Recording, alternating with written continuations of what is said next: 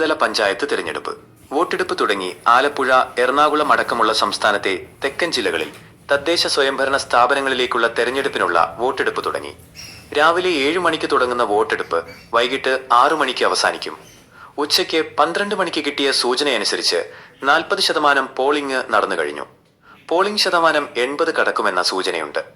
ശക്തമായ ത്രികോണ മത്സരമാണ് അരൂരിൽ നടക്കുന്നത്.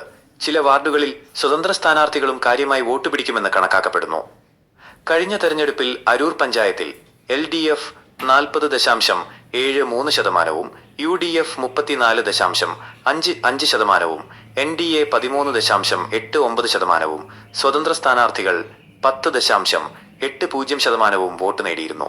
ഭരണകക്ഷിയായ ഇടതുപക്ഷ ജനാധിപത്യ മുന്നണിക്ക് 12 സീറ്റും മുഖ്യപ്രതിപക്ഷമായ ഐക്യ ജനാധിപത്യ മുന്നണിക്ക് 9 സീറ്റും ദേശീയ ജനാധിപത്യ മുന്നണിക്ക് 1 സീറ്റും ലഭിച്ചിരുന്നു. സമാധാനപൂർണമായ വോട്ടെടുപ്പിന് കളമൊരുക്കാൻ അരൂർ പോലീസ് ഉദ്യോഗസ്ഥർ ബൂത്തുകൾ കേന്ദ്രീകരിച്ച് റോന്തു ചുറ്റുന്നുണ്ട്.